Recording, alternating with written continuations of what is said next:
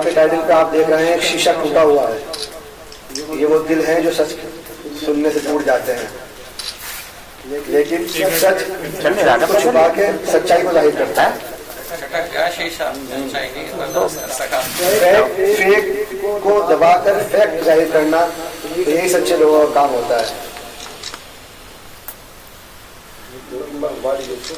तो बात कर रहा था मैं सच्चाई की, कड़वे बोल की, और अपनी बात को जोरदार तरीके से सामने रखने की। इसका असर पड़ता है। अभी डॉक्टर साहब से बात हो रही थी, एक मिसाल मैं छोटी सी यहाँ पेश करना चाहता हूँ। दारुल देवबंद से किताब छपी थी दारुल की तारीख में 2016 में, अक्टूबर 2016 में उसका पहला एडिशन आया। वो दारुल में तकसीम की गई तलबा को। उसके बाद दिसंबर में ही उसका दूसरा एडिशन आया और गालिबन शायद तीसरा भी आने वाला था। उसमें कुछ कमियां थी, उनका इजहार हमारे देवबंद के बड़े लोगों ने किया। मौलाना नसीम अख्तर शाह ने, मौलाना वाजदी ने, और दारुल को बाकायदा खत लिखा अपने अपने अंदाज से कि इसमें ये कमियां हैं और ये तारीख की किताब जो दारुल एक बड़े इदारे से छप रही है, मुनासिब नहीं है उसमें ये कमियां हो, क्योंकि दारुल एक हमारी पहचान है, बड़ा इदारा है, तो उससे इस तरह गलतियां नहीं होनी चाहिए। लोगों ने खत लिखे, लेकिन वो खत तहकीक के नीचे दबा दिए गए, कोई असर नहीं हुआ। और उसके बाद फिर 2 साल बाद तकरीबन 2019 मार्च में एक किताब आई जिसका नाम था तारीख के कातिल।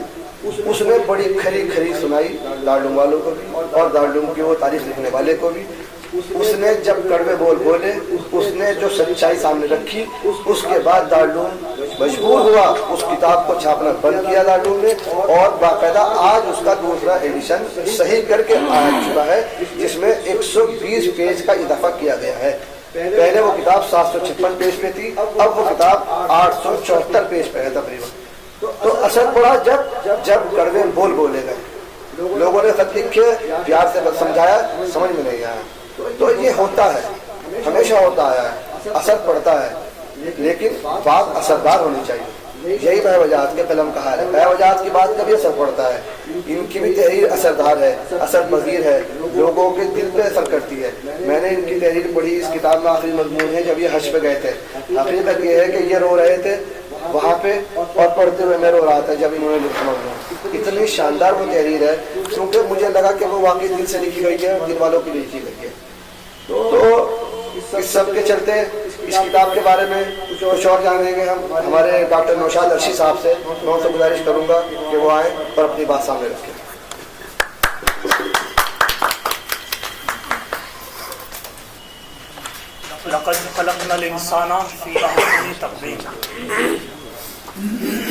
हमने इंसान को एक बहुत बुलंद, बहुत आसन, बहुत ऊंचे मुकाम पर पैदा फरमाया। ईश्वर अल्लाह ताला ये बयान करते हैं कि हमने इंसान को एक बहुत बुलंद पैमाने पर तख्लीक किया है, निर्मित किया है। ये जितनी भी योग्यताओं का प्रस्फुटन होता है, ज़हूर होता है, ये उस बुलंद पैमाने का ही ज़हूर होता है। पूरी दुनिया का इतिहास, पूरे संसार का इतिहास, पूरी तारीख की गवाह है कि जब भी योग्यताओं का ज़हूर हुआ, प्रस्फुटन हुआ, योग्यताएं, सलाहियतें आगे आईं, उनसे कोई ना कोई नई चीज़ निर्मित हुई है, कोई ना कोई नई तख्लीक उससे दुनिया में हाजिर हुई है। ये जो किताब है कड़वे बोल, ये भी उसी सिलसिले की एक कड़ी है। और इसके पीछे कितना उन्हें जिगर इन्होंने पिलाया होगा, इसके हर एक लफ्ज को वो सिर्फ वही समझ सकता है जो खुद आर्टिकल्स लिखता हो या खुद किताब लिखता हो या इस कोशिश में हो कि कोई तख्लीक की जाए। मैं मजाज शाह साहब को बहुत बहुत मुबारकबाद पेश करता हूँ कि इंसानों के पतन के इस दौर में, कहतुर रिजाल के इस दौर में, जब समाज के हर फील्ड के अंदर पतन हो रहा है, जवाल हो रहा है, वो फिर भी एक नगीना लेकर आए हैं। इसके लिए बहुत बहुत मुबारकबाद के मुस्तहिक।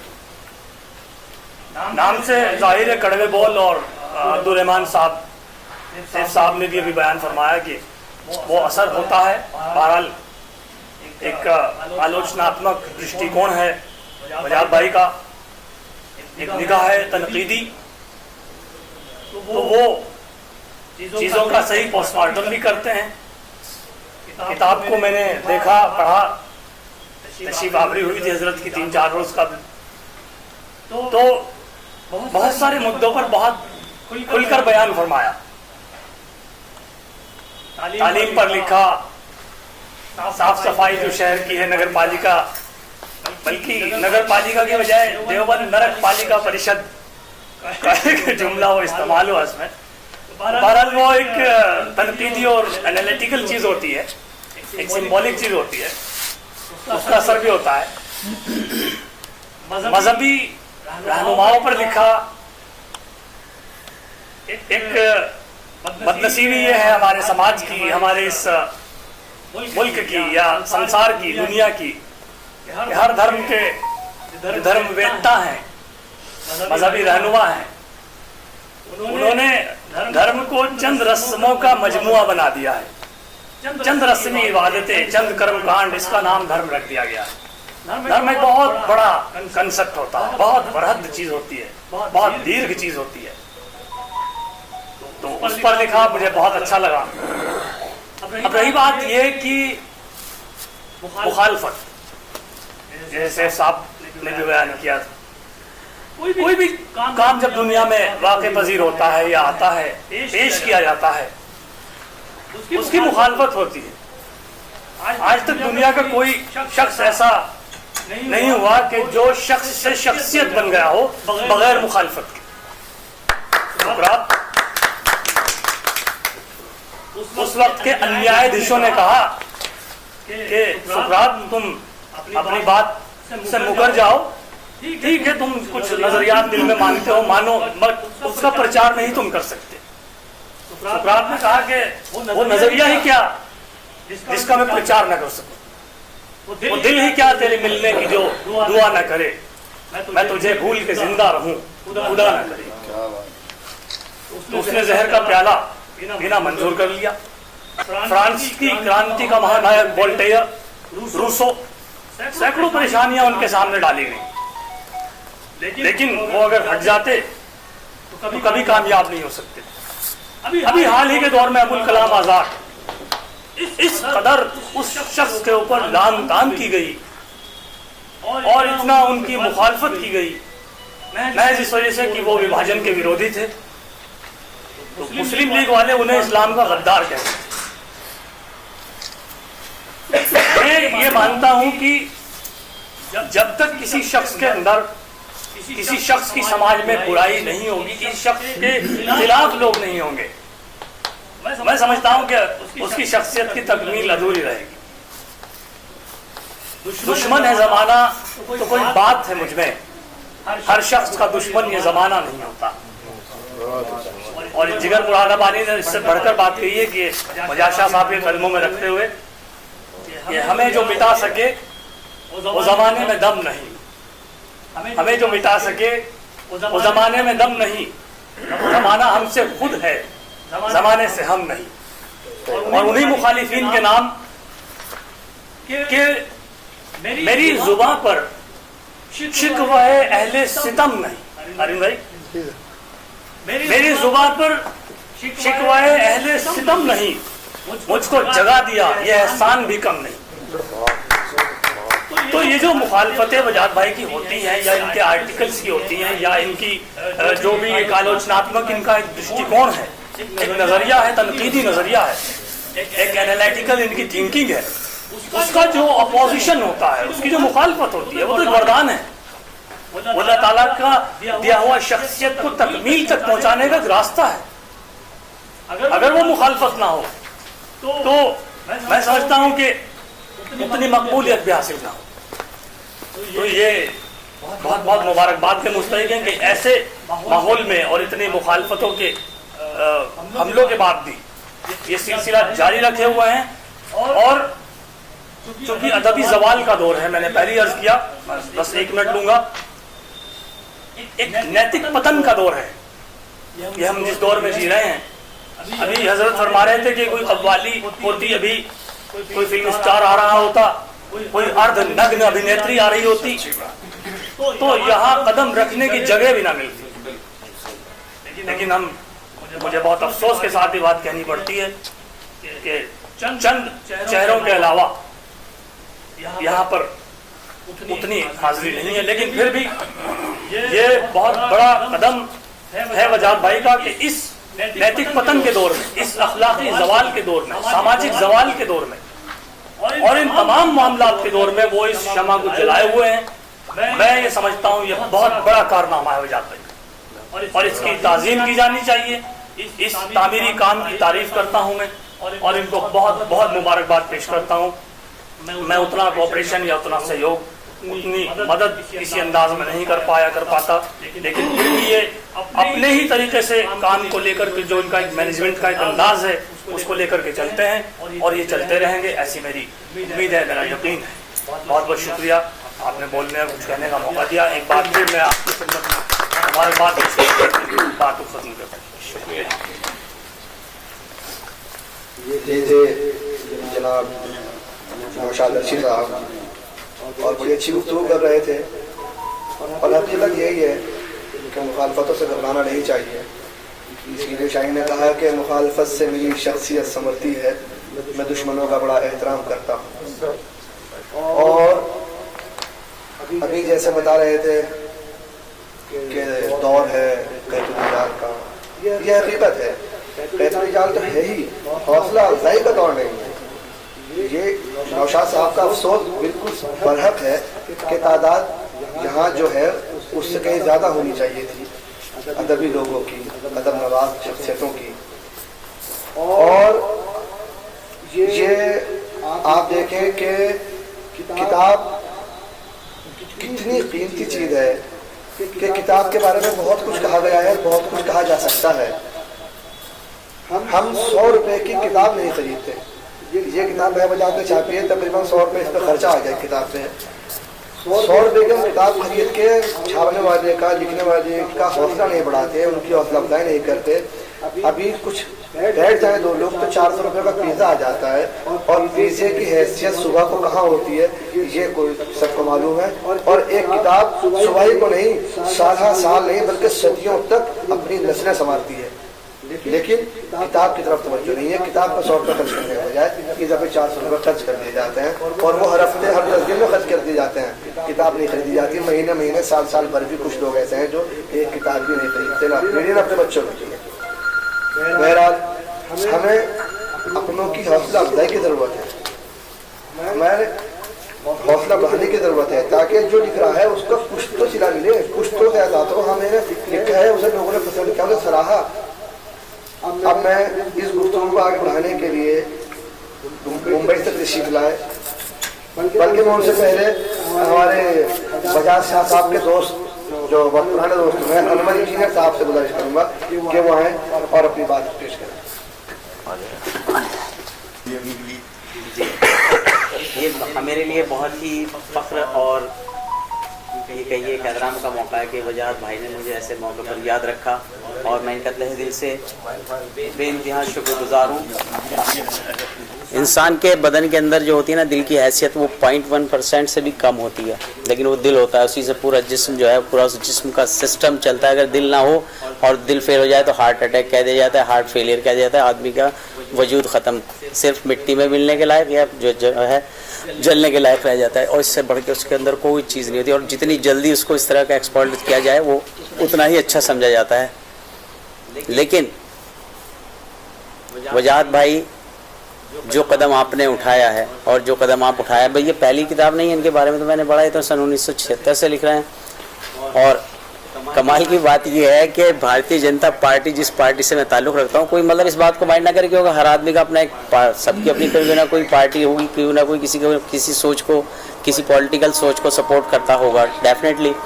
तो इन्होंने तो भारतीय जनता पार्टी का सिंबल जो है सन 1976, भारतीय जनता पार्टी सन 1984 में वजूद में आई, इन्होंने सन 1976 में कमल बना लिया अपने लिए। कमाल की बात। मैं तो आपको बहुत कहीं ना कहीं ज़रूर आपको इसके लिए एजाज़ में दिलाने वाला हूँ इंशाल्लाह कि आपने ये हमारे लिए बहुत बड़ा काम जो है वाकई में बहुत काबिल तारीफ़ इन्होंने काम किया है। और मतलब ये पार्टी की एक सोच जब ये पहुँचेगी वहाँ तक, तो मैं सरकार में मुझे माननीय मुख्यमंत्री जी ने अपना सलाहकार नियुक्त किया है।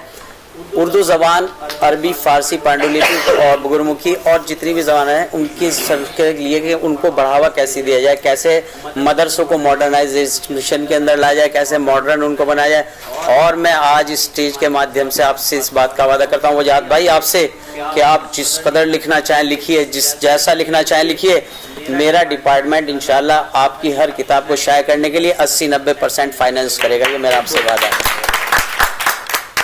और कड़वे सच, ये बहुत सारी चीज़ें मैंने इसमें मतलब पढ़ा तो मुझे एकदम बिल्कुल एकदम ऐसा लगा कि जैसे बचपन में पढ़ने वो कहानियाँ पढ़ते थे हम, बिल्कुल एकदम, क्योंकि उस टाइम वो सब होता नहीं था, बहुत पहले के ज़माने की कहानी होती थी, बहुत पुराने वक्तों की कहानी होती थी। तो वाकई जो इन्होंने लिखा है उसके अंदर वो सब चीज़ें तो एकदम कहीं हालात से बदली हुई नहीं है। इन्होंने भी एक, मैं इनका पढ़ रहा था कि हमारे यहाँ शिक्षा का वो जो है क्या बना दिया गया, शिक्षकों ने हमारे यहाँ शिक्षा को क्या बना, हर चीज़ कॉमर्शलाइज हो गई है। हम बैठे हैं, हम सब भी कॉमर्शलाइज हैं, कहीं ना कहीं मैं भी अपना काम छोड़ के आया हूँ, बहुत सारे लोग इनमें से अपना काम छोड़ के आएंगे। फिक्र सबके दिल में यह है कि जल्दी से महफिल ख़त्म हो और अपने जा करके अपने काम पे, अपने कारोबार के लिए दोबारा जो है जो भाग दौड़ है वो शुरू की जाए, ऐसा होता है। लेकिन वाकई में आप जो है वजाहत भाई, आपने जो कमाल किया है वो काबिल तारीफ़ है, बेइंतहा काबिल तारीफ़। मैं तहे दिल से आपको इसके लिए आपको मुबारकबाद देता हूँ। और ये कड़वे बोल नहीं है, कड़वे बोल असल में इन्होंने जो चीज़ एक्सपीरियंस की है, जो समाज के अंदर हमारे हो रहा है, जो माशरे के अंदर हो रहा है, माशरे का मॉरली डेमोरलाइज हो रहा है, माशरा हमारा बिल्कुल डेमोरलाइज हो रहा है। कोई किसी का ताल्लुक, कोई किसी की रिश्तेदारी, कोई किसी के संबंध, हर चीज़ को निभाने के लिए आदमी तरीके फॉर्मल है, हर चीज़ फॉर्मल हो गई है। तो इसलिए आज के दौर में हम चाहे बहुत थोड़ी सी तादाद में, आप याद रखिए कि जितने से लोग आपके उसमें एजाज में आए हैं, अगर सच्चा दोस्त किसी को एक भी मिल जाए, कहता है ना सच्चा दोस्त अगर किसी को मिल जाए उसकी ज़िंदगी पार हो जाती है, ज़िंदगी कामयाब हो जाती है। तो आप ये मान के चलिए कम से कम ज़ाहिरी तौर पर आपके इतने सच्चे दोस्त, आपके इतने मुखलिस जो है लोग आपने दरकार हैं, जो आपके साथ यहाँ इस वक्त शाना बशाना कंधा से कंधा मिला करके आपका खड़े हैं। और इंशाल्लाह आगे आने वाला वक्त में भी इसी तरह से आपके साथ कोऑपरेशन हमारा रहेगा। शुक्रिया। जनाब अनवर इंजीनियर साहब के बाद मैं मुंबई से तशरीफ़ लाए हुए राशिद अजीम साहब से गुजारिश करूंगा, जो आमना सामना मीडिया के प्रभारी हैं, कि वो आएँ और अपने ख़ैरात का इजहार करें। जनाब राशिद अजीम साहब। मुंबई में जमात भी है और इंडिया मिली कौंसिल, आप उसके मुंबई के सदर भी हैं, बहुत फाल वहाँ पर वो जमात है, बहुत बड़ा काम करती है। और आमना सामना तो अब इस वक्त जो है इनकी कारकर्दगी से पहले नंबर पे है, लेकिन जो उनकी मिली काउंसिल है वो भी बहुत उरूज पे है वहाँ पर, और बहुत मेहनत के साथ। मिली काउंसिल कौमी सतह पर है, जिसका इजलास पटना में अभी 3 रोज़ लगा, वहाँ से बाहर आया। जी शुक्रिया बहुत।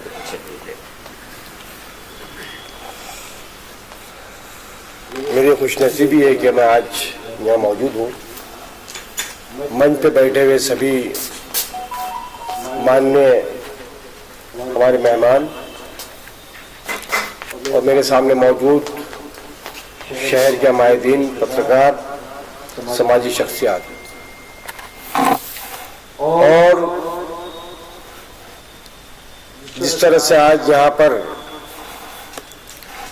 लेखक कमल देवबंदी साहब, जिन्हें हम वजाहत शाह कैसर के नाम से भी जानते हैं, उनकी एक और किताब का यहाँ पर विमोचन और इसका इजरा, जिसके लिए मैं सबसे पहले अनाया अदीब पब्लिकेशन को मुबारकबाद पेश करता हूँ इस किताब के लिए, और उसके बाद इस किताब के लेखक जनाब कमल देवबंदी साहब, वजाहत शाह साहब को बहुत बहुत मुबारकबाद, ऑल इंडिया मिली काउंसिल की जानिब से भी और आमना सामना मीडिया की भी जानिब से। जैसे कि वजाहत भाई ने बताया कि ऑल इंडिया मिली काउंसिल मुसलमानों की, इस मुल्क की एक मोतबर तंजीम है जो कि पूरे मुल्क में 24 रियासतों में अपना काम कर रही है, जिसका सालाना इजलास अभी पटना में 12, 13 और 14 तारीख को हुआ। उसी इजलास से मैं पटना से यहाँ देवबंद आया और मुझे इस अहम प्रोग्राम में शरीक होने का मौका मिला। मैं आप सभी का बहुत बहुत शुक्रिया अदा करता हूँ। किताब का उन्वान जैसे कि है कड़वे बोल। कड़वे बोल यकीनन जब सच आदमी बोलता है तो उसे ही कड़वे बोल कहा जाता है। इस किताब के सरवर्क पर जिस तरह से बहुत ही खूबसूरत सरवर्क है इसका, और इस पर एक यहाँ पर सिंबॉलिक तरीके से लिखा है कि फैक्ट और फेक।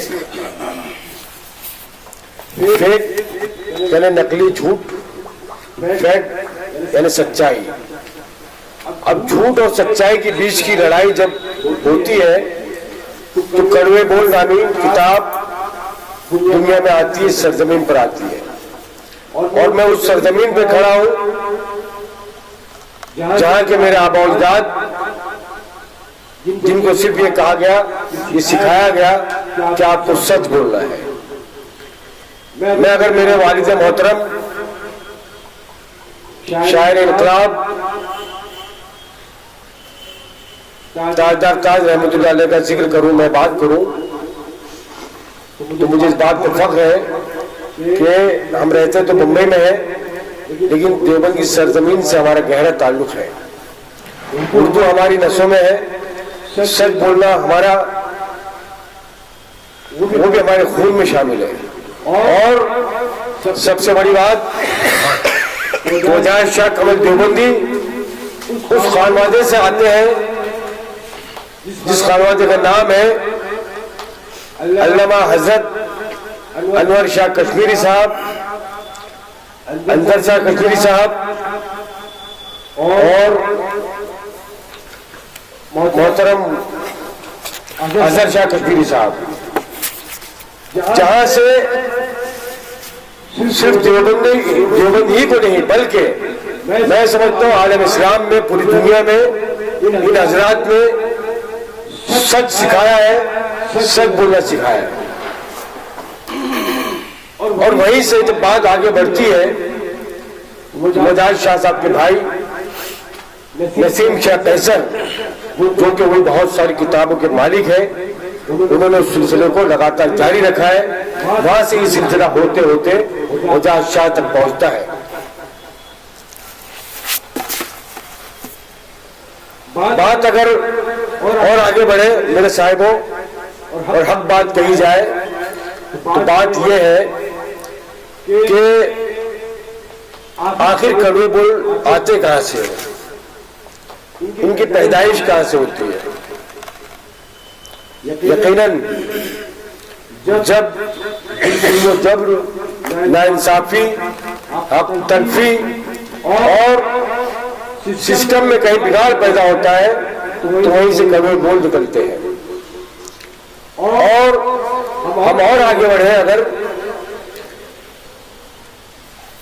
कहते हैं ना कि किसी मर्ज का इलाज जो है वो सबसे ज्यादा जो है उसका बेहतर इलाज और उस मर्ज पे असर होने वाली दवा जो होती है वो बहुत कड़वी होती है। दवा जितनी कड़वी होगी इलाज उतना बेहतर होगा। लेकिन हमें इस बात का भी ख्याल रखना होगा कि अगर दवा के लिए जो मिश्रण इस्तेमाल होते हैं, अगर उसमें कोई एक मिश्रण भी अगर ज्यादा हो गया, वो दवा और ज्यादा कड़वी हो गई तो जहर भी बन सकती है। तो हमें बोल पर भी काबू रखना होगा कि बोल इतने कड़वे ना हो जाए जो जहर लगने लगे, और कड़वा उतना ही बोलना होगा कि अंदर का इलाज, जो बीमारियां हैं हमारी समाजी माशी सतह पर, सियासी सतह पर, उसका इलाज सही ढंग से हो सके।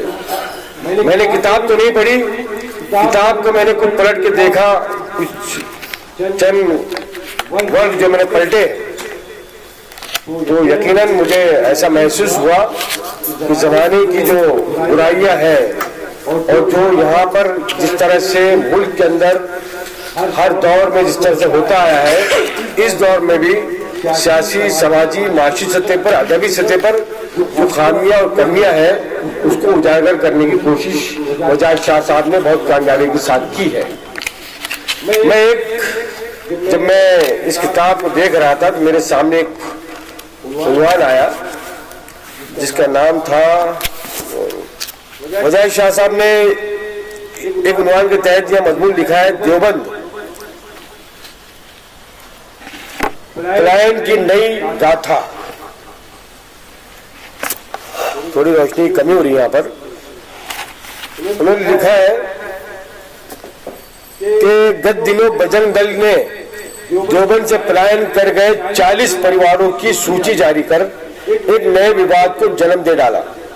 इस देश की बदकिस्मती ही कही जाएगी कि जिस देश में योग, तप और पूजा अर्चना के द्वारा जिन लोगों को प्रेम, एकता, अखंडता और भाईचारे का संदेश देना चाहिए था, वो नवीन भारत का मानचित्र मन में बसाए घूम घूम कर नफरत का संदेश दे रहे हैं।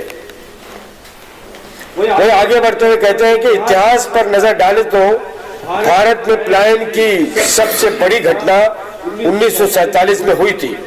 ये विश्व का पहला बड़ा विभाजन था जिसने जमीन के विभाजन के बजाय आदमियों ने पलायन किया था, जिसका परिणाम लाखों लाशों की शक्ल में सामने आया। उस समय भी सत्ता के भूखों ने अपनी भूख और प्यास इंसानी लाशों और खून से पूरी की थी। 1947 से 1916 की प्रथम जुलाई तक कितने सांप्रदायिक दंगे घटित हुए। अब ये हमारे नाज़रीन के सामने और जो पढ़ने वाले उनका काम है इस किताब को पढ़े और आगे की उस मजमून को आगे पढ़ने की कोशिश करें। कहने का मकसद ये है कि वजाद शाह साहब ने 1947 से लेकर 2016 तक की बात की है। यहाँ पर जिस तरह से यहाँ पर आज जो नफरत के बीज बोए जा रहे हैं और जो बातें आई है मुल्क के अंदर, जो हालात है, जिस तरह से नफरत फैलाई जा रही है, वहीं से कड़वे बोल निकल कर आते हैं। कड़वे बोल की बहुत सारी ताज़ी मिसालें दी जा सकती है। अनकरीब मोहतरम मैं आपसे तवज्जो चाहूंगा कि कड़वे बोल क्यों आते हैं। देश आजाद हुआ 1947 में, लेकिन हमारे मुल्क की एक नाचने गाने वाली ये कहती है कि देश आजाद हुआ 2014 में मोदी आने के बाद में। अफसोस है इस बात पर कि इस मुल्क के ना जाने कितने लोगों ने अपनी लाशों की कुर्बानियां दी देश की आजादी के लिए। हमारे पुरखों ने अपनी जान, माल सब कुछ निछावर कर दिया। इस देवबंद की सरजमीन से हजारों उलमाए कराम ने अपनी कुर्बानियों को पेश किया, लेकिन नाचने गाने वाली आकर कहती है कि वो 2014 में मुल्क आजाद हुआ। इसके खिलाफ चाहे जितने कड़वे बोल का इस्तेमाल होने चाहिए, इसके खिलाफ ऐसी आवाजें उठनी चाहिए, क्योंकि ऐसे पागल किस्म के संगी जो है, संगी जाफरानी हर तरफ है। मैं उनको ये कह सकता हूँ, ये चाटुकार लोग अपने आकाओं को खुश करने के लिए इस तरह की बातें करते हैं। हमारे भाजपा के यहाँ भाई बैठे हैं, अल्लाह इनकी ईमान की हिफाजत करे। मैं चाहूंगा कि आप जरा कंगना रनावत जी को, रनावत जो है, उनसे भी बात करें। आप अपने नेताओं से कहें कि देश कब आजाद हुआ। और मैं ये भी कहना चाहूंगा कि चाटुकारिता जब बढ़ जाती है, और ये चाटुकारिता वजाद शाह साहब ने सिर्फ जाफरानी परिवार में नहीं महसूस की है, हमारे यहाँ सब्ज परिवार भी है। जिस सब्ज परिवार में सब्ज यानी हरे परिवार में भी चाटुकारिता कम नहीं है। यहाँ भी अंधभक्तों की कमी नहीं है। उन अंधभक्तों ने भी देश में बहुत ही बुरा हाल कर रखा है। उन अंधभक्तों के खिलाफ भी इस तरह के कड़वे बोल होने चाहिए, और कड़वे बोल हर उस वक्त होने चाहिए जब हमें माशरे को सुधारने की जरूरत पेश आए। और ये किताब माशरे को सुधारने, समाज को सुधारने, मुल्क को एक नई दिशा देने के लिए एक नया बहुत अहम कदम है। बात निकलेगी तो बहुत दूर तक जाएगी। मैं और इससे आगे नहीं कहना चाहूँगा। आप सबका मैंने कीमती वक्त लिया। एक बार फिर वजाद शाह साहब मैं आपको मुबारकबाद पेश करता हूँ आमना सामना मीडिया की जानिब से भी और इंडिया काउंसिल की जानिब से भी। शुक्रिया, जय हिंद, धन्यवाद, जय भारत।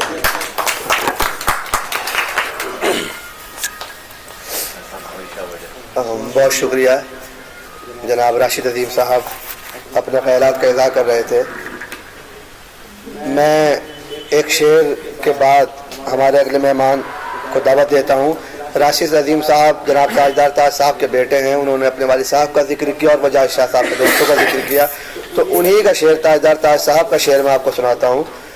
बहुत बेहतरीन शेर दोस्तों के बारे में उन्होंने कहा है, ख़राब दोस्तों के बारे में, कि बेवफा दोस्त, उन्होंने कहा कि इतनी ऊंचाई पे पत्थर नहीं आया करते, इतनी ऊंचाई पे पत्थर नहीं आया करते, बेवफा दोस्त मेरे घर नहीं आया करते, इतनी ऊंचाई पे पत्थर नहीं आया करते। इसके बाद मैं जनाब श्री रविंदर पवार साहब जो अध्यक्ष हैं राष्ट्रीय शैक्षिक संघ के, उनसे गुजारिश करूंगा कि वहाँ अपने ख्यालात का इज़हार करें। मंच पर उपस्थित मेरे बड़े सम्मानित आदरणीय डॉक्टर अनवर सईद साहब, अरविंद सिंगल जी, अनवर इंजीनियर साहब, शहीद आजमी जी जो मुंबई से आए हमारे बीच में, और मेरे सामने मेरे बड़े और मेरे दोस्त, सम्मान के योग्य सभी का इस पुस्तक विमोचन में मैं स्वागत करता हूं, धन्यवाद करता हूं। मैंने इस पुस्तक के कुछ पन्ने ही पलटे हैं और वास्तव में आप विश्वास नहीं करेंगे, जब हम छोटे थे लगभग 2000 और 1995 के टाइम हम यहाँ मेले में आया करते थे देवबंद, और हम पूरी रात यहाँ मेले में रहते थे। मुझे वो सब याद आया, और पूरा दिन गांव में खेत में काम करना और फिर घर से देवबंद मेले में आना और फिर अगले दिन जाके काम करना और फिर रात को मेले में आना, लेकिन वो दौर ख़त्म हो गया।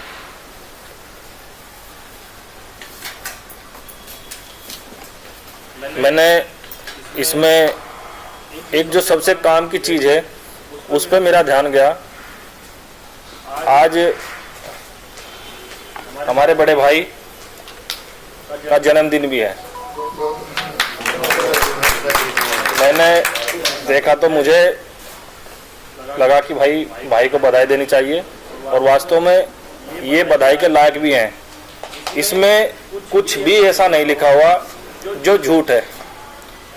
जब हम यहाँ पे डॉक्टर सोडी जी थे, उनके यहाँ बुखार की और उनकी दवाई लेने जाते थे, और यदि कहीं फ्रैक्चर हो गया, क्योंकि शरारत बहुत ज़्यादा करते थे, तो डॉक्टर इनाम जी थे उधर, वहाँ जाया करते थे। अब ये थोड़ी सड़क चौड़ी होगी, बाकी तो अंदर तो सारा सब कुछ सेम है। कहीं कोई गली मोहल्ला जैसा था ऐसा ही है। इसमें एक भी शब्द झूठ नहीं है, और ये कड़वे हैं। अगर इस कड़वी बात को भी लोग समझ के सोच के नहीं सुधरे तो इसके बाद तो बस कुछ है ही नहीं। मैं बधाई देता हूँ अपने बड़े भाई को, और चाहूँगा कि जिस तरीके से आप एक कलम के सिपाही के रूप में अपना योगदान हमारी शिक्षा में, बेसिक शिक्षा में और देवबंद में और इस शिक्षा जगत में दे रहे हैं, आप निरंतर इसी तरीके से बेबाक तरीके से लिखते रहें, और इस देवबंद का जो नाम है, जो पहचान है इस देवबंद की, उसमें आप चार चांद लगाएं। मैं इन्हीं शब्दों के साथ आपको बहुत बहुत मुबारकबाद देता हूँ। धन्यवाद।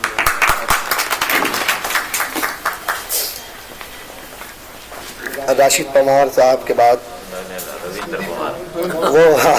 रविंदर पवार साहब के बाद मैं हमारे देवबंद के एक मशहूर इंस्टीट्यूट इन्फिनिटी के प्रबंधक जनाब अरविंद सिंगल साहब से अर्ज करूंगा कि वो आएँ और अपनी बात रखें।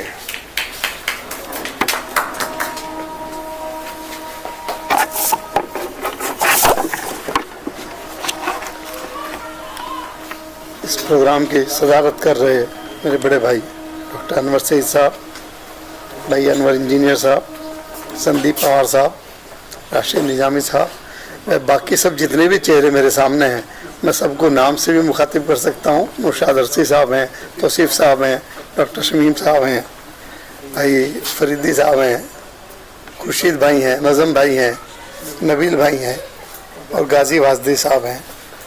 मैं आप सबका एहतराम करता हूँ।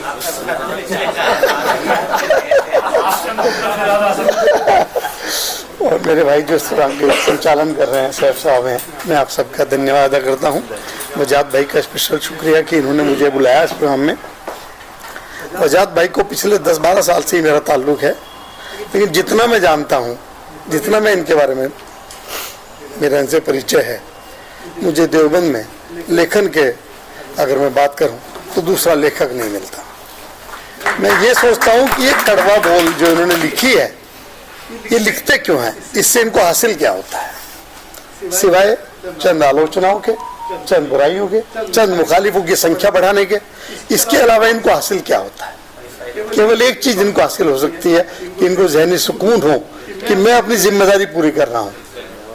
हमें अफसोस होता है हम ये भी जिम्मेदारी पूरी नहीं कर सकते, हमें लिखने का हुनर नहीं है। अफसोस हमें भी इतना है, जो समाज में आजकल चीजें चल रही हैं, अवार्ड दो, अवार्ड लो, गंदगी, जो जो मुद्दे इन्होंने उठाए हैं, इन सबको आप भी जानते हैं, मैं भी जानता हूँ। सब झूठ फरेब की दुनिया है। व्हाट्सएप पे, फेसबुक पे हम वर्चुअल दुनिया में जी रहे हैं। सच का सामना कोई करना ही नहीं चाहता। और ये है कि हम बार बार जोड़ते हैं कि सच सुनो, सच पढ़ो। अगर मैं देवबंद में ना रहा होता तो मैं पैसे खरीद के इनकी किताब पढ़ता। ये मेरा पक्का वायदा है आप लोगों से। मुझे यहाँ पढ़ने को मिल रही है, फ्री में पढ़ने को मिल रही है। और ये भी मैं बता रहा हूँ, मैं आज रात को पढ़ के सोऊंगा पूरी किताब। इनकी किताब मेरे पास में हो और मैं बिना पढ़े खत्म कर दूं, ऐसा शायद होता नहीं। क्योंकि मैं दिली रूप से मानता हूँ कि बेहतरीन शख्सियत है, सच लिखते हैं, सच बोलते हैं, किसी की झूठी मिजाज कुर्सी नहीं कर सकते। लेकिन इसके लिखने से हासिल क्या हो रहा है? देवबंद में कोई एक नेता है आपके पास? कोई एक आदमी है जो आपकी सच बात का साथ देने वाला हो? कोई नहीं है। तो जैसे हम लोगों के बीच रह रहे हैं, ऐसे ही हम भी हो गए। ये फिर भी इस कलम को उठाए हुए हैं, इस लोगों को जिंदा रखे हुए हैं। इनका हौसला है, इनका धन्यवाद है। और इनमें हम कहीं ना कहीं अपना सुकून ढूंढ लेते हैं कि चलो कोई तो लिख रहा है। हम लिख भी नहीं पा रहे, ये हमारे बस का नहीं है। लेकिन जितना अफसोस इनको है उससे ज्यादा हमें भी है। नगर पालिका की बात करो आप, और राजनीति की बात करो, किसी विभाग की बात करो, बिना पैसे के काम नहीं होता। कोई एक आदमी ऐसा नहीं है जो आपके वक्त जरूरत पे खड़ा हो जाए आपके लिए किसी भी रूप में। अभी कोरोना चला, कुछ भी और बीमारी चले, आप ऐसे हो जाते हैं जानवरों की तरह रह रहे हैं, कोई हमारा सोचने वाला है नहीं। और भाई साहब ने जो बात कही, पहले में राज में कोई बदलाव नहीं है, बदलाव है। आज पहले ज्यादा गंदगी है। पहले बहुत सफाई थी, पहले सड़कें बनती थी, 30 साल चलती थी, अब 6 महीने चलती है, 1 साल चलती है। अब हमारे अंदर भी गंदगी है, हमारे डीएनए में भ्रष्टाचार है भाई साहब। हम किसी और को क्या कहें, कह ही नहीं सकते। खैर ये वही बात है, इन्होंने लिख के दूर कर ली, मैंने कुछ कह के अपने आप को शांत कर लिया।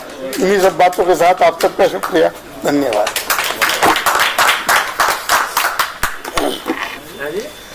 बिल्कुल सही बात सिंगल साहब फरमा रहे थे, इन्हें हासिल क्या होता है। और हकीकत है, इस किताब के टाइटल का जो काला रंग दिया गया है, ये सफ़ेद भी हो सकता था और कोई रंग भी हो सकता था, लेकिन काला है ही इसीलिए कि इस कड़वे बोल बोलने वाले अंधेरों में ही रहा करते हैं। लोग उन्हें उजालों में आने नहीं देते, तन्हाई उनका मुकद्दर बन जाती है। लोग उनके साथ नहीं चलते, उनका साथ देना नहीं चाहते।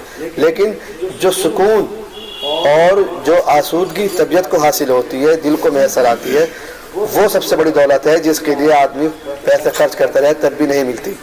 वो होता है, जैसा अभी सिंगल साहब ने कहा कि इनको सुकून मिल जाता है। बेहतर है इस अब बज़्म के, इस महफिल के हमारे मेहमान और सदर साहब अपने खिताब से बाकी हैं। उससे पहले मैं चाहूँगा कि जो महफिल के दूल्हा हैं और इस किताब के मुसन्निफ़ हैं सैयद वजाहत शाह, वो आएँ और आपको किताब के बारे में बताएं, इस प्रोग्राम के बारे में और तफसील से अपनी बात रखें। सैयद वजाहत शाह साहब।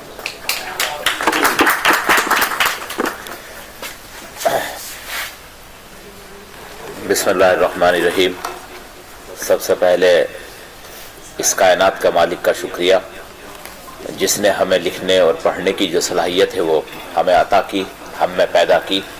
और जब हम किसी चीज़ को उसकी नेमत समझते हैं तो यकीनी तौर के ऊपर उस चीज़ के हक़ की अदायगी हमारे ऊपर वाजिब हो जाती है।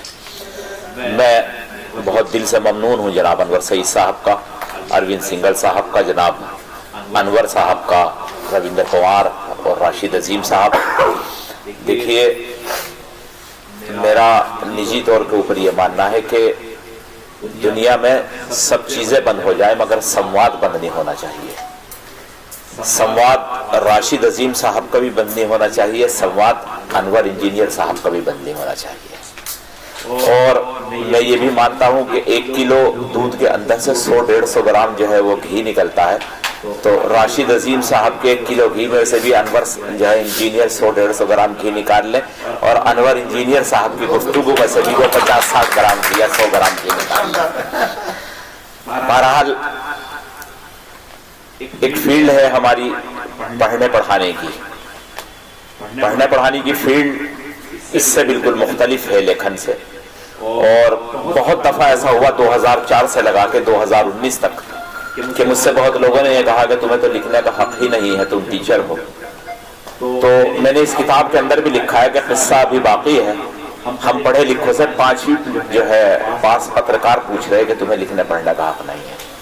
ये भी एक हमारा अलमिया है। ये किताब पिछले 7-8 साल के जो मज़ामीन हैं उनका एक संकलन है। मैं चाह रहा था कि कुछ नया लिखूं, लेकिन मैंने फिर फैसला किया कि अब जो कुछ मैं लिखूंगा अब रिटायरमेंट के बाद लिखूंगा, ताकि अगर कोई मेरे पीछे भागता भी है तो मैं हाथ ना हूं। ये बिल्कुल तय है।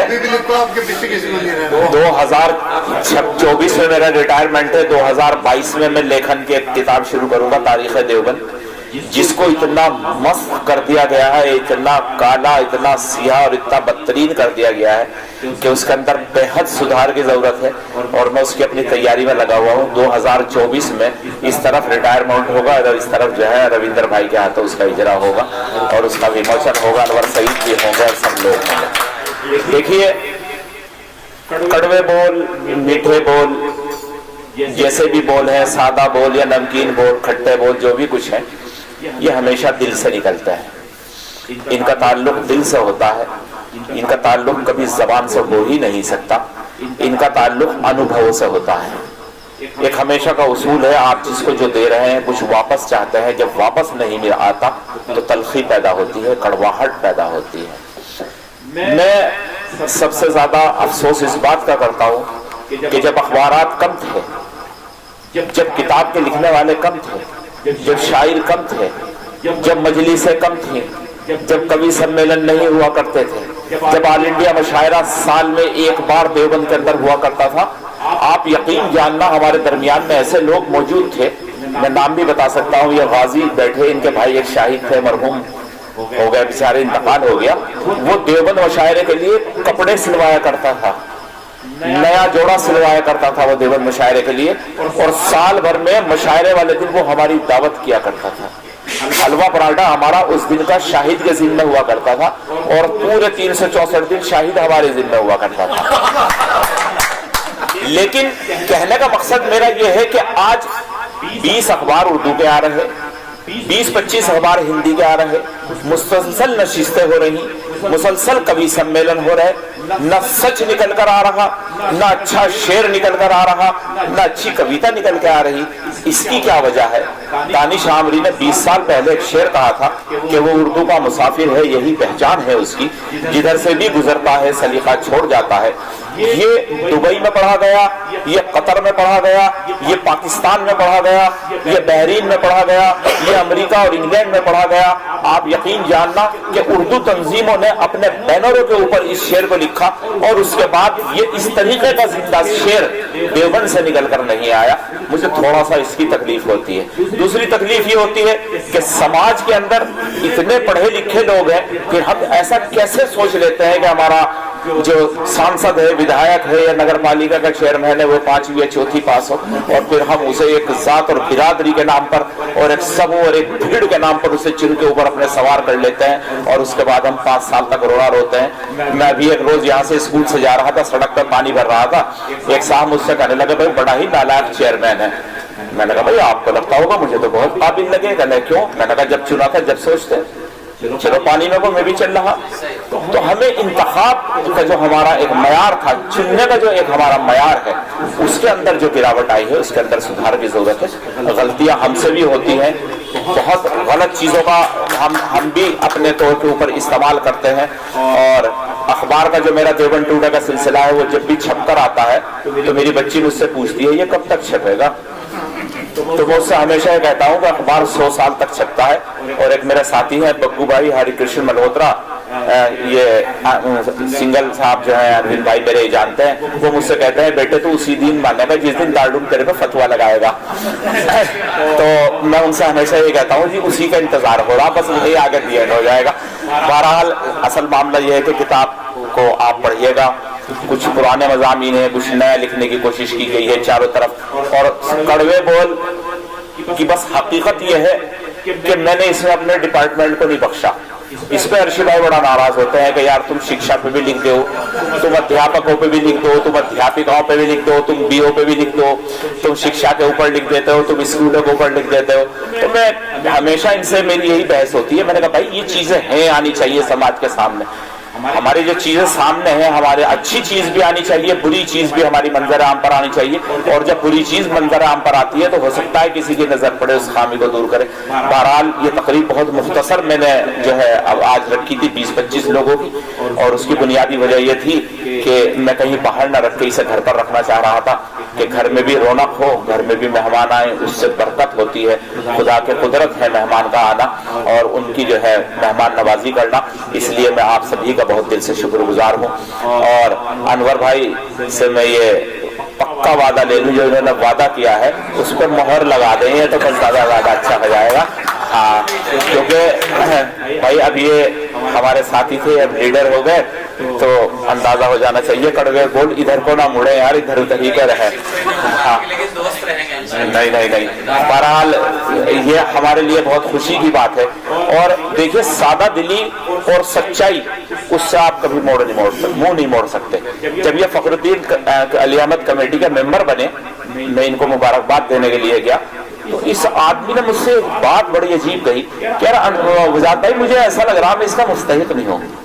देखिए आप, ये सादगी की बात है, ये कितनी सादगी की बात है कि इन्होंने मुझसे कहा कि मुझे लगता है मैं इस ओहदे के मुस्तहिक नहीं हूँ, मैं इसका हक ना अदा कर पाऊँ। लेकिन हक की अदायगी के जब मौके मिलते हैं तो आपको अफराद तलाश करने चाहिए, और वो अफराद तलाश करने चाहिए जो जरूरतमंद हो, तब आपके हक की अदायगी होगी। मैंने मेरे ख्याल से 100-125 आदमियों को यहाँ पर अवार्ड दिए, और बहुत से लोग हैं जिन्हें को घर पर जाकर मैंने जो है उनको अवार्ड दिया। मैं समझता था कि ये उनका हक है जो अभी नहीं मिला, उनको मिलना चाहिए। मैं बहुत दिल से शुक्रगुजार हूँ जनाब नौशाद अर्शी साहब का, जनाब तौसीफ कुरैशी का, मास्टर शमीम किरतपुरी साहब का, नूर भाई यहाँ पर तशरीफ फरमा है, गाजी शाह फैसल मसूदी, खुर्शीद अहमद सिद्दीकी, नजर अहमद सिद्दीकी, ये हमेशा मेरे साथ हैं, मेरे हर अच्छे बुरे के साथ हैं, मेरे दिल से मेरे साथ हैं। और उम्मीद यही की जानी चाहिए कि जो सफर है जिंदगी का हमारा पहले खत्म हो और ये उसके हम सफर बने।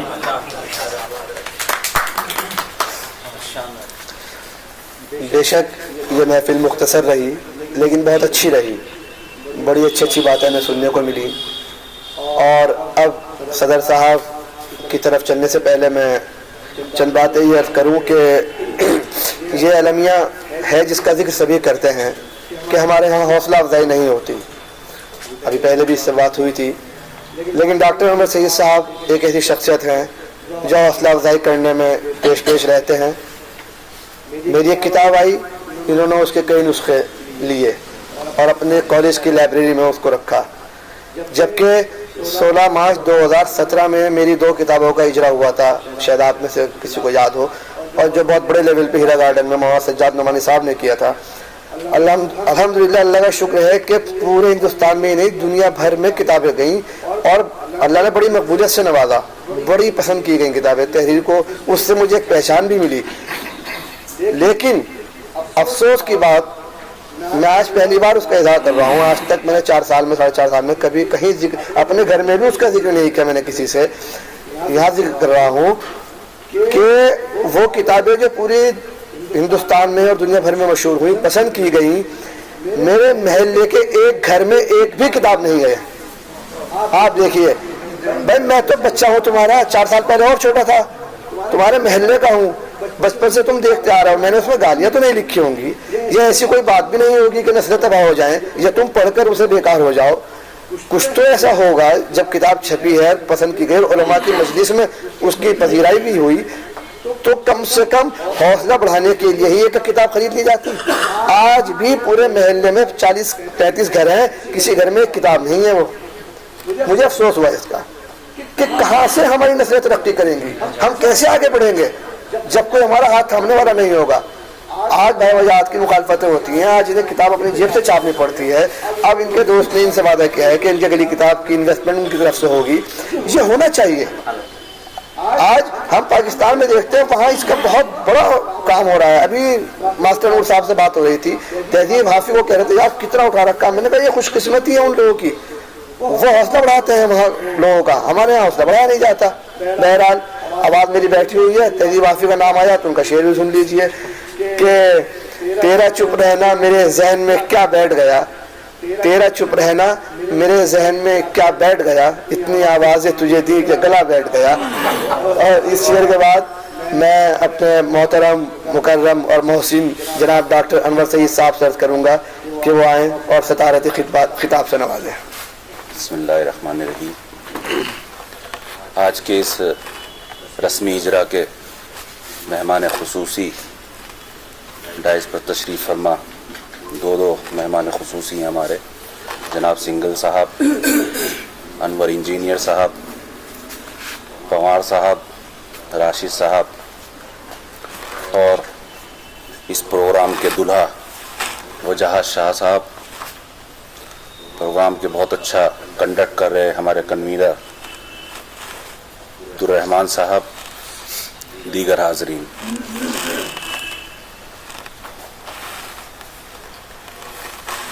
कड़वे बोल की जो तसनीफ़ वजह शाह साहब की तरफ से जिसका आज रस्म इजरा हुआ है, और ये चटखा हुआ शीशा भी जिसमें दिखाया गया है, तो एक शेर याद आ रहा है, हफीज़ मेठी साहब का शेर है कि शीशा टूटे गुल मच जाए, शीशा टूटे गुल मच जाए, दिल टूटे आवाज़ ना आए।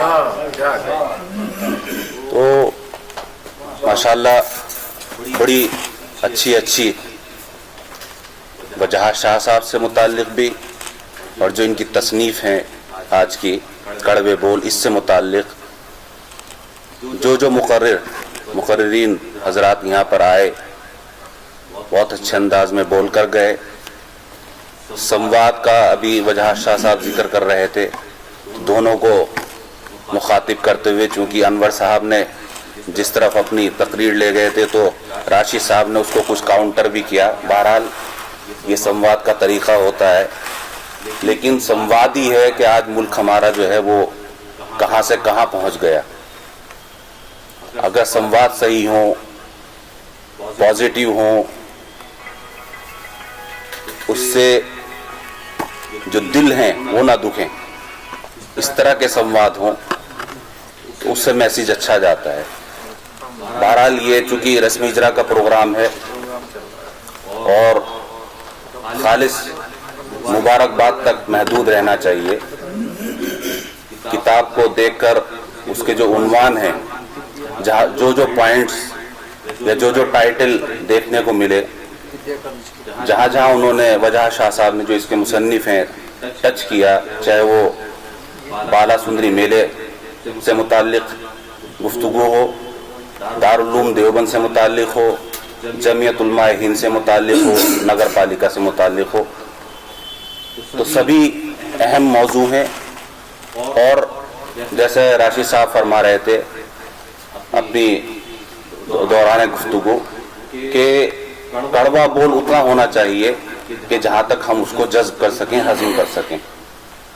मैं समझता हूँ उसी अंदाज में वजह शाह साहब ने इसमें जहाँ तक उसको डाइजेस्ट किया जा सकता है, हज़म किया जा सकता है, और उसमें मतलब ऐसा माहौल ना पैदा हो कि दिल उससे दिल दुखे। तो बहरहाल मैं मुबारकबाद देता हूँ। उसी में जो शुरू के किताब में मैंने देखा कि जो उनको एजाज़ात से नवाजा गया है वजह शाह साहब को, चाहे वो तदरीसी जिम्मेदारियों से मुताल्लिक़ हों या दूसरे उनके जो खिदमात हैं। अभी पीछे कोविड 2 साल पहले, 2 साल से हम उसमें परेशानियों से गुजर रहे हैं, तो मैंने देखा चूँकि ये शिक्षक संघ से भी जुड़े हैं और नजम उस्मानी साहब हैं, खुर्शीद साहब हैं, यहाँ आप हैं, पवार साहब भी अपनी जिम्मेदारी कहीं ना कहीं निभाए हों, लेकिन इनको मैंने देखा क्योंकि जामिया तिब्बिया देवबंद जो हमारा हॉस्पिटल है वो क्वारंटाइन होम बना हुआ था 2 साल कबल, और उसमें मेडिकल से जुड़े हुए लोगों के साथ साथ हमारे लोगों की तो जिम्मेदारी थी ये, लेकिन जो तदरीसी अमला था, ये शिक्षक संघ था, मैं देख रहा था कि जिस वक्त जो प्रशासनिक अधिकारी आते थे वो फोटो में, अखबारात में उनका फोटो आता था, लेकिन वो महदूद, अगर वो वहाँ उनकी हद जो थी वो मेरे ऑफिस तक थी। वो जहाँ क्वारंटाइन पेशेंट होते थे वहाँ तक जाने की उन लोगों की, चाहे वो डिस्ट्रिक्ट मजिस्ट्रेट हों, चाहे एसएसपी हों या दूसरे जिम्मेदार, हिम्मत नहीं होती थी। वो एक दहशत का माहौल था। ये लोग मैं देखता था कि खाने का नज्म सब इनके हाथ में था। मरीज जो वहाँ एडमिट थे उनके पास जाना, उनके हालात, उनके मुखालफत का भी इनको सामना करना पड़ा था। कभी नमक कुछ तेज हो गया, कहीं वैरायटी में कुछ हुआ तो वो सब इनका सरों पर सवार होते थे। बहरहाल इन्होंने जितनी मोहब्बत से उनका जो ये कोविड, मैं समझता हूँ आधा जो हमारे यहाँ एक भी कैजुअलिटी हमारे हॉस्पिटल में नहीं हुई थी, तकरीबन 200-250 पेशेंट वहाँ एडमिट रहे, और ये सारा उनको जो दवाएं तो चूंकि उसमें दे ही नहीं जा रही थी उस वक्त, जो है सिर्फ उनको ये क्वारंटाइन किया गया था, सोशल डिस्टेंसिंग, बाकी उनको जो ग़िज़ा दी जा रही थी, ग़िज़ा फराहम की जा रही थी, वो आप ही लोगों के ज़रिए फराहम की जा रही थी। तो ये सब मुबारकबाद के मुस्तहिक़ हैं कि ऐसे माहौल में कि इनको बिला किसी तफरीक़ के इन्होंने वहाँ खिदमत अंजाम दी और रात दिन लगे रहे। दूसरा जो इनकी मुख्तलिफ तसानीफ़ हैं, मैं उसकी मुबारकबाद आपको इस मौके पर देता हूँ। ख़ास तौर पर इनकी यौम पैदाइश की मुबारकबाद देता हूँ। उसके साथ साथ अभी पिछले महीने इनकी मैरिज एनिवर्सरी थी, उसकी भी मुबारकबाद देता हूँ, जिसका केक इत्तफाक से मुझे भी खाने को मिल गया था। खतौली में एक रेस्टोरेंट पर ये केक काट रहे थे अपनी बेगम के साथ, इत्तफाक से इन्हें मालूम हुआ, मैं भी वहाँ बाहर पार्किंग में किसी वजह से खड़ा हुआ था, मेरा बच्चा अंदर कुछ ले रहा था, तो ये और ये देखिए ये इनकी मोहब्बत है कि ये अंदर से इन्हें जब मालूम हुआ और ये बाहर मुझे लेने के लिए आए और अपनी फैमिली के साथ मुझे उन्होंने अपनी खुशी में शामिल किया, इनकी सादगी भी है। अक्सर जैसे इनका ये उन्वान है, बहुत से व्हाट्सएप ग्रुप पे ये जुड़े हुए हैं, मैं भी हूँ उसमें, जिम्मेदार लोग शहर के हैं। अक्सर कोई लाइल्मी की वजह से कोई इस तरह का मैसेज डाल देता है तो सबसे पहले अगर उसको कोई काउंटर करता है या उसकी इस्लाह कोई करता है तो वजह शाह साहब करते हैं, और जिस अंदाज में ये करते हैं मैं समझता हूँ कि बड़ी हिम्मत का काम है। इंसानी फितरत होती है कि उसकी तारीफ की जाए, अगर मेरी कोई तारीफ करेगा वो मुझे सबसे अच्छा, मेरा सबसे करीब, ये हिम्मत जो इनके अंदर है वो अमूमन यही होना चाहिए जो इनका है, कि जो हमारे सामने अक्सर देखा जाता है कि कहा भी जाता है कि आप कि अगर मुंह पर कोई तारीफ करे तो उससे बचना चाहिए। ये इनकी हिम्मत की बात है, हौसले की बात है कि ऐसे वक्त में ये इस तरह के जो उन्वान से इन्होंने किताब शाये की।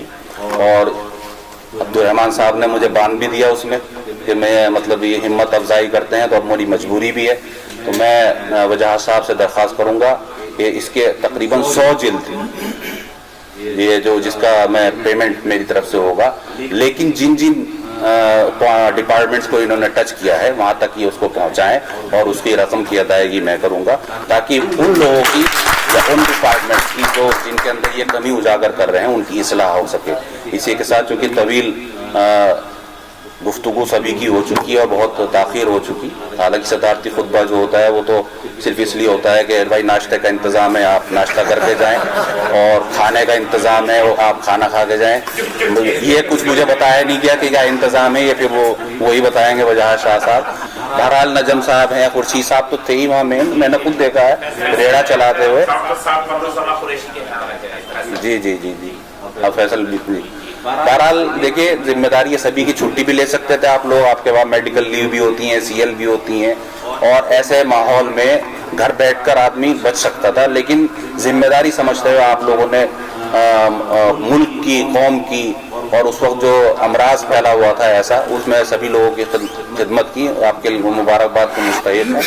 इसी के साथ मैं अपनी बात खत्म करते हुए आखिर दावाना अल्हम्दुलिल्लाह।